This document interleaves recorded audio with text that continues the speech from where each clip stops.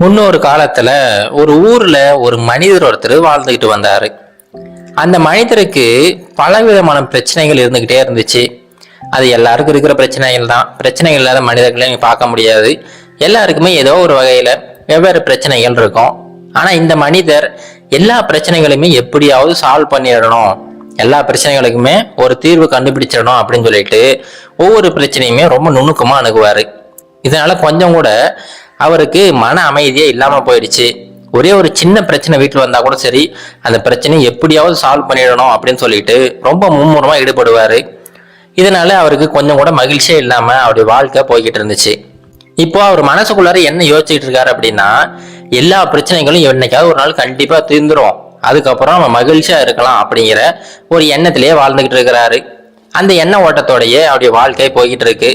இப்படியே பல வருடங்கள் ஆகுது. ஆனாலுமே அவர் தினம் தினம் அந்த பிரச்சனைகளோட போராடிக்கிட்டு தான் இருக்கிறாரு. என்ன பண்ணாலுமே ஒரு பிரச்சனைக்கு அப்புறம் இன்னொரு பிரச்சனை, இன்னொரு பிரச்சனைக்கு அப்புறம் இன்னொரு பிரச்சனை அப்படின்னு சொல்லிட்டு வெவ்வேறு பிரச்சனைகள் வந்துகிட்டே தான் இருக்கு. இவர் எல்லா பிரச்சனைகளையுமே சால்வ் பண்ணவே முடியல. கடைசியா ரொம்ப விரக்தி ஆயிட்டாரு. ரொம்ப மன வருத்தத்தோட அந்த ஊர்ல இருக்கிற ஒரு சென் குருவை மீட் பண்றதுக்காக போறாரு. அங்க போயிட்டு அந்த சென் குரு கிட்ட, ஐயா எனக்கு ஒரு பெரிய பிரச்சனை இருக்கு, நீங்க தான் அதுக்கு தீர்வு சொல்லணும் அப்படின்னு சொல்லிட்டு சொல்றாரு. உடனே சென் குருவுமே, சொல்லுப்பா என்ன பிரச்சனை உனக்கு அப்படின்னு சொல்லிட்டு உட்கார வச்சு பேசுறாரு. உடனே அந்த மனிதர் சொல்றாரு, ஐயா என் வாழ்க்கையில சின்ன சின்னதா நிறைய பிரச்சனைகள் இருக்கு. நானும் என்னைக்காவது ஒரு நாள் எல்லா பிரச்சனைகளுமே தீர்த்தரலாம், எல்லா பிரச்சனைகளுக்குமே ஒரு சொல்யூஷன் கண்டுபிடிச்சிடலாம் அப்படிங்கிற நம்பிக்கையில நான் ஓடிக்கிட்டு இருக்கேன். ஆனா என்ன பண்ணாலுமே எல்லா பிரச்சனைகளுமே என்னால் தீர்க்கவே முடியல. புதுசு புதுசா ஒவ்வொரு பிரச்சனைகளா உருவாகிக்கிட்டே இருக்குது. இதனால என்னுடைய பல வருடங்கள் வீணாயிடுச்சு. இப்ப ரொம்ப மன வருத்தத்துல இருக்கேன், என்ன பண்றதுனே தெரியலங்க ஐயா, தயவு செஞ்சு நான் காப்பாத்துங்க அப்படின்னு சொல்லிட்டு அந்த சென் குரு கிட்ட ரொம்ப மன்றாடி கேட்டுக்கிட்டு இருக்கிறாரு. உடனே அந்த சென் குரு சொல்றாரு, இங்க பாருப்பா, உனக்கு இப்ப நான் ஒரு சின்ன வேலை ஒண்ணு சொல்றேன், நீ ஒரு உதவி கேட்ட இல்லையா, அதுக்கு எனக்கு நீ ஒரு உதவி பண்ணு. காலையில நான் உனக்கு இந்த பிரச்சனைக்கான தீர்வுகளை சொல்றேன், அதை நீ சரியா செஞ்சினா போதும் அப்படிங்கிறாரு. அப்படிங்களா ஐயா, ரொம்ப மகிழ்ச்சிங்க, நீங்க என்ன சொன்னாலும் நான் செய்யறேன் அப்படிங்கிறாரு. அது ஒண்ணும் இல்லப்பா, இந்த ஜென் மடத்திலேயே ஒரு தியான மண்டபம் ஒண்ணு இருக்கு. அந்த தியான மண்டபத்துல கொஞ்சம் மெழுகுவர்த்திகள்லாம் வச்சிருக்கோம். நீ ஒண்ணு பண்ணு, இப்போ கிட்டத்தட்ட இருள் சூழ்ந்துடுச்சு, நீ போயிட்டு அங்க இருக்கிற எல்லா மெழுகுவர்த்திகளையுமே பத்த வையே, காலையில வரைக்கும் எல்லா மெழுகுவர்த்திகளும் அணையாம பாத்துக்க, இது மட்டும் நீ எனக்கு செய்யு, காலையில நான் உனக்கு அந்த பிரச்சனைகளுக்கான தீர்வு சொல்றேன் அப்படிங்கிறாரு. அவ்வளவுதானங்க ஐயா, இந்த வேலையெல்லாம் ரொம்ப சுலபமா இருக்கும், நான் காலையில வரைக்கும் எல்லா மெழுகுவர்த்திகளையுமே அணையாம பாத்துக்கிறேன் அப்படின்னு சொல்லிட்டு ரொம்ப வேகமா அந்த தியான மண்டபத்துக்கு போயிட்டாரு.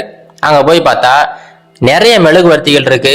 இவருமே சலிச்சிக்காம எல்லா மெழுகுவர்த்திகளையுமே ஏத்திட்டாரு. இப்போ எல்லா மெழுகுவர்த்திகளுமே ரொம்ப அருமையா பிரகாசமா எரிஞ்சுக்கிட்டு இருக்குதுங்க. அதை பார்த்துக்கிட்டே அப்படியே உட்காந்துட்டு இருக்கிறாரு. கொஞ்ச நேரம் எந்த பிரச்சனையுமே இல்லை, எல்லா மெழுகுவர்த்திகளும் எரிஞ்சுக்கிட்டு தான் இருக்கு. அடுத்த ஒரு சில நிமிடங்கள்ல அப்படியே லேசா காத்தடிக்குது. அந்த தியான மண்டபத்துல ஜன்னல்கள்லாம் இருக்கு, ஆனா எதுக்குமே கதவுகள் கிடையாது. ரொம்ப காற்றோட்டமா இருக்கட்டும் அப்படிங்கிறதுக்காக எந்த கதவுகளுமே இல்லாம ரொம்ப ஓப்பனா தான் வச்சிருக்கிறாங்க.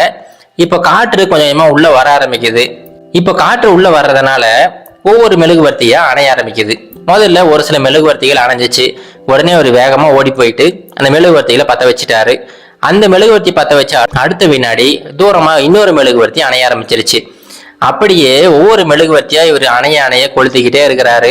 ஆனா கடைசி வரைக்கும் இவரால் எல்லா மெழுகுவர்த்திகளையுமே ஒரே சமயத்துல எரிய வைக்க முடியல.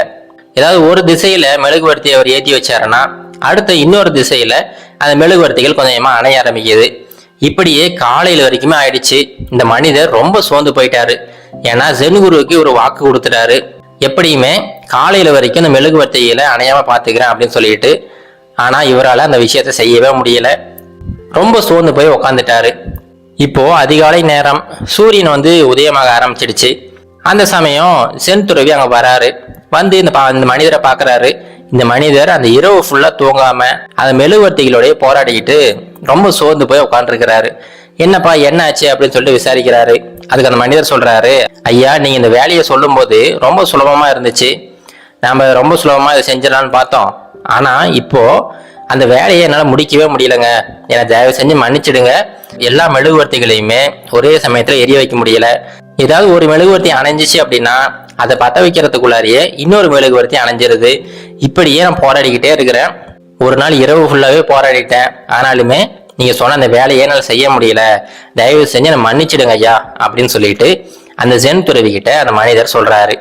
உடனே ஜென் துறவி சொல்றாரு, இங்க பாருப்பா, இந்த வேலை அவ்வளவு ஒன்றும் சுலபம் கிடையாது, அது தெரிஞ்சுதான் உங்ககிட்ட இந்த வேலையை ஒப்படைச்சேன்.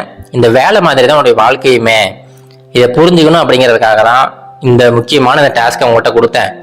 இப்போ இந்த மெழுகுவர்த்திகள் எல்லாத்தையுமே உன் வாழ்க்கையில் இருக்கிற ஒவ்வொரு பிரச்சனைகளா நீ அசியூம் பண்ணிக்க. இந்த மெழுகுவர்த்திகளை எப்படி நீ ஸ்டார்ட் பண்ணும்போது எல்லாத்தையும் ஒரே சமயம் பத்த வச்சுட்ட, ஆனா கொஞ்ச நேரத்திலேயே ஒவ்வொரு மெழுகுவர்த்திகளா அணைய ஆரம்பிச்சிடுச்சு. நீயுமே எவ்வளவோ போராடி பார்த்துட்ட, ஆனாலுமே எல்லா மெழுகுவர்த்திகளையுமே ஒரே சமயத்துல ஏத்த முடியல. இது போலதான் உன்னுடைய வாழ்க்கையிலுமே ஒவ்வொரு பிரச்சனைகளா வந்துகிட்டே தான் இருக்கும். நீ எல்லா பிரச்சனைகளையும் ஒரே சமயத்துல தீர்வு கண்டுபிடிக்கணும், எல்லா பிரச்சனைகளையுமே ஒரே சமயத்துல சால்வ் பண்ணி முடிச்சிடணும் அப்படின்னு நினைச்சுக்கிட்டு இருந்தேன்னா அது கடைசி வரைக்கும் நிராசையாவே தான் போகும். அதனால உன் மன உளைச்சல் அதிகமாயிட்டே தான் போகும். பிரச்சனைகள் பல வகைகள் இருக்குப்பா.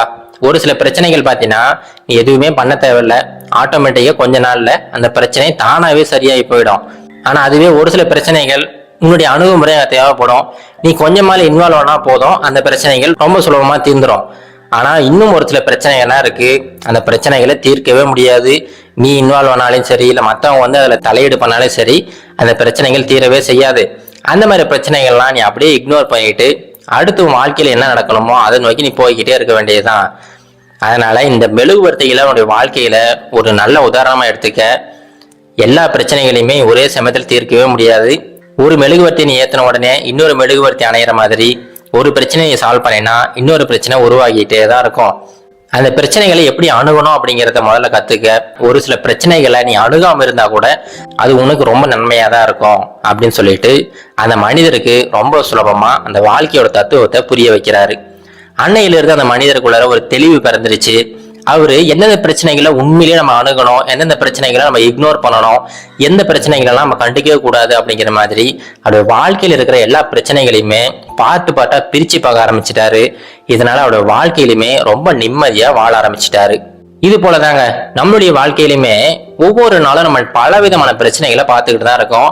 நாமளுமே எல்லா பிரச்சனைகளும் ஒரே சமயத்துல தீர்த்தரலாம் அப்படின்னு சொல்லிட்டு முடிவு பண்ணோம்னா கடைசியில மன உளைச்சலுக்கு தான் ஆளாகும், ரொம்ப மன வருத்தத்துக்கு ஆளாயிடுவோம். அதனால நீங்களுமே உங்களுக்கு வர பிரச்சனைகளை தனித்தனியா பிரிச்சு பாருங்க. எந்தெந்த பிரச்சனைகள்லாம் அப்படியே விட்டா சால்வ் ஆயிடுமோ அதை அப்படியே விட்டுடுங்க.